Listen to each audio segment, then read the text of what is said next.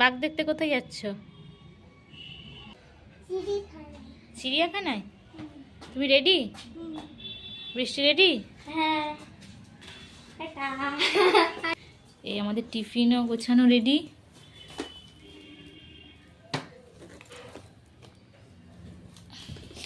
তোমার কি টিফিন করেছো বলে দাও তো একটু।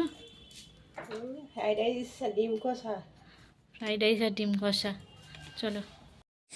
Hi everyone, good morning. কেমন আছো সবাই? আশা করছি সবাই খুব ভালো আছো আর আমিও খুব ভালো আছি।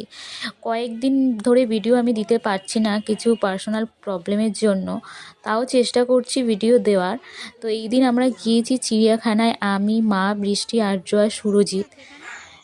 তো চিড়িয়াখানায় আমরা চলে এসেছি সকাল সকাল রেডি হয়ে। তবুও অনেকটাই লেট হয়ে গিয়েছিল আমাদের বেরোতে, কারণ বাচ্চারা থাকলে যা হয় রেডি করতে, নিজেরা রেডি হতে, খাবার তৈরি করতে যা হয় আর কি, সেরকম অনুযায়ী লেট হয়ে গিয়েছিল। আমরা চিড়িয়াখানায় পৌঁছেছিলাম 11টার সময়।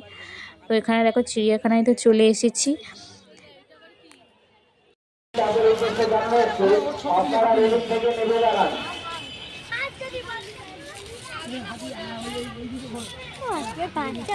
আর চিড়িয়াখানায় দেখলে যে প্রচুর পরিমাণে ভিড় হয়েছিল, আমরা অনেক জিনিস দেখতেও পাইনি। সাপ তো দেখতেই পাইনি, সাপের ওখানে প্রচুর পরিমাণে ভিড় হয়েছিল। আর লাইন এত পড়েছিল যে লাইন ঠেলতে আমাদের সারাদিন কেটে যেত, তার জন্য আমরা সাপ দেখতে পাইনি, আরও অনেক কিছু দেখতে পাইনি। তো মেন যে জিনিসগুলো বাচ্চারা দেখতে চেয়েছিল সেগুলো তো দেখেছি। ওদের মেন দেখার জিনিস হচ্ছে ওরা বাঘ দেখতে চেয়েছিল, সিংহ, হাতি, এইসব জিনিসগুলো ওরা দেখতে চেয়েছিল।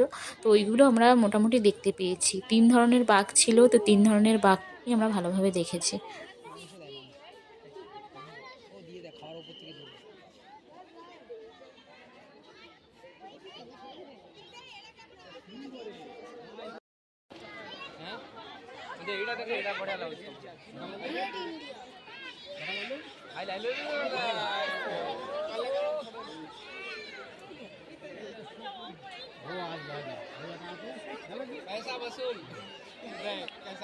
আর সব থেকে বেশি পাখি ছিল, বিভিন্ন রকমের পাখি ছিল। আর সমস্ত পাখি আমরা দেখেছি, কিছু চেনা পাখি, কিছু অচেনা পাখি, মানে পাখি ছিল প্রচুর পরিমাণে।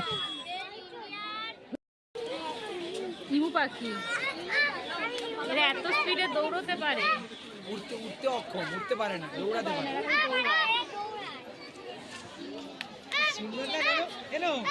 উঠতে পারে না,